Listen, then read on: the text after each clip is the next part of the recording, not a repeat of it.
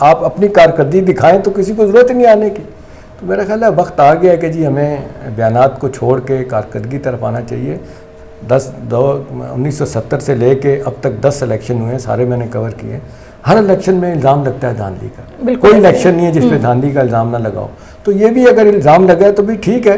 اب جو عمران خان کا روتا رہا ہے کہ جی مجھے 4 حلقے کھول دیں, آپ نے نہیں کھول دیے. انہوں نے کہا ہم نے سارے آپشن ایگزاسٹ کیے, ہم سپریم کورٹ کے پاس گئے, ہم الیکشن کمیشن کے پاس گئے, ہم پارلیمنٹ میں گئے, ہمیں کوئی ریلیف نہیں ملا, ہمیں کچھ ہماری سنوائی نہیں ہوئی. یہ تو کہیں بھی نہیں گئے, یہ تو وہاں سے اٹھے سیدھا آگے ریزائن کرنے پہ. ان سے پوچھیں بھئی آپ اپنے حلقے سے جہاں آ رہے ہیں, اور معذرت کے ساتھ دیکھیں نا, آپ کل میں دیکھ رہا تھا بلکہ بڑے دنوں سے اچکزئی صاحب سٹیج پہ کھڑے ہیں. بالکل اچکزئی صاحب کوئٹہ میں ان کی پارٹی سے ہارے ہیں, یعنی فضل الرحمان صاحب کی پارٹی کے آدمی نے ان کو ہرایا ہے اچکزئی صاحب کو. وہ جو بندہ جیتا ہے, اگلے دن دھرنے میں کسی نے ان سے پوچھا کہ جی آپ اچکزئی سے جیتے ہیں تو آپ بھی کس طرح جیتے ہیں, آپ کس بھی دھاندلی سے جیتے ہیں؟ پھر ان کے پاس جواب نہیں تھا. تو یہ نہیں ہو سکتا کہ ان بلاک پورے ملک میں دھاندلی ہوئی ہے.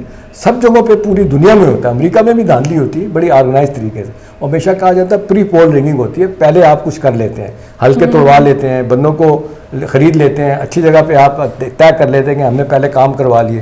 جیسے دیکھنا ہے مریم صاحبہ کا حلقہ جہاں سے الیکشن لڑی تھی لاہور میں, دھڑا دھڑ 3 ہفتوں میں کتنا کام ہوا تھا. تو لوگ اس طرح کر رہے ہوتے ہیں. تو میرا خیال ہے بنیادی سوال لوگ اس وقت یہی پوچھ رہے ہیں کہ یار پاکستان کے جو حالات سیاسی طور پہ, اقتصادی طور پہ اور باقی حوالوں سے خراب ہوئے ہیں, اسی ایک بڑی وجہ سیاست میں لڑائی جھگڑے ہیں.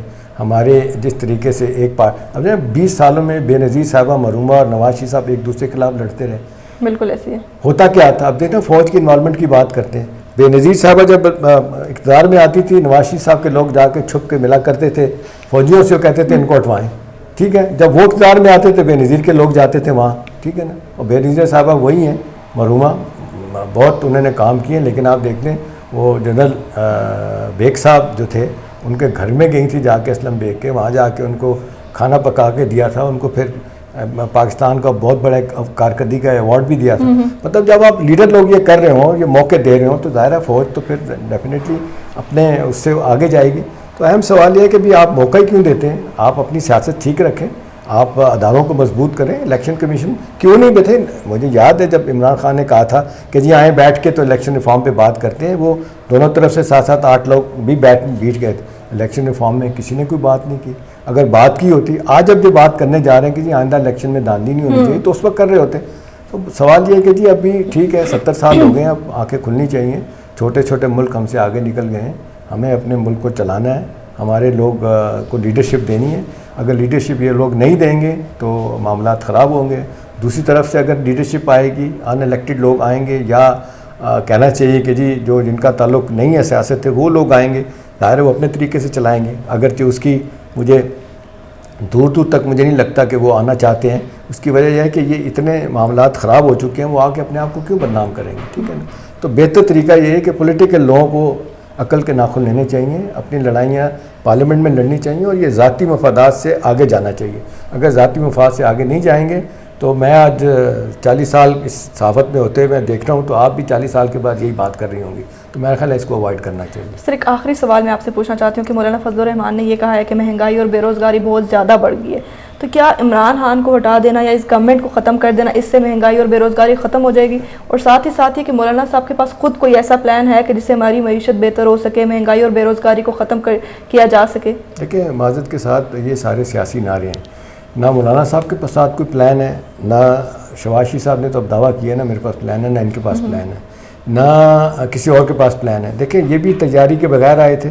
اب انہوں نے تقریباً 6 مہینے پہلے بتا دیا تھا اسد عمر میرے فائنانس منسٹر ہوں گے. ان کو تیاری کرنی چاہیے تھی. بعد میں آگے اب آپ جو کمیٹیاں بنا رہے ہیں, اب آپ ٹاسک فورسیں بنا رہے ہیں, اب آپ بیٹھ کے ریفارم کی باتیں کر رہے ہیں, تو آپ تو 20 سال آپ کے پاس تھا. یہی نواز شریف صاحب, مجھے یاد ہے کاشف عباسی کا انٹرویو ایک بڑا اچھا تھا. جب نواز شریف صاحب جیت کے آئے اور آنے کے بعد انہوں نے پہلی قوم سے خطاب کیا, تو انہوں نے مجھے یاد ہے انہوں نے کہا کہ جی دیکھیں ہم اقتدار میں آ گئے, اب آپ مجھے کوئی بتائیں, آپ مجھے تجاویز پیش کریں کہ ہم کیسے ٹھیک کریں گے. پھر کاشف عباسی نے پرانا کلپ ان کا چلایا جو الیکشن کے دنوں کا تھا, جس میں کہتے ہیں ہماری پوری تیاری ہے, ہماری ہر شعبہ جو ہے نا اکانومی کا, سیاست کا, ہم نے تیاری کر لی ہے, ہماری ٹاسک فورس تیار ہے, ہم ریکمنڈیشن بنا چکے ہیں, جو اقتدار میں آئیں گے ہم اس پہ عمل درآمد شروع کر دیں گے. تو کاشف عباسی کہتا ہے جی دیکھیں اب ہم سے مانگ رہے تجاویز الیکشن میں, اب جیت کے پرائم منسٹر بننے کے بعد, تو پہلے کیا کہتے تھے تجاویز تیار ہیں.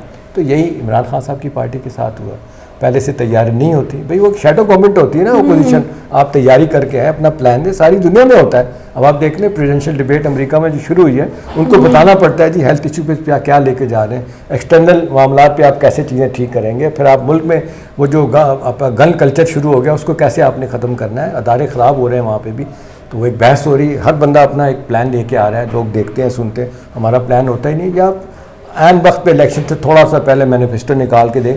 Peoples Party, P M L N اور پی ٹی آئی کا 90% مینیفیسٹو ایک جیسا ہے, کوئی اس میں خاص چیز نہیں.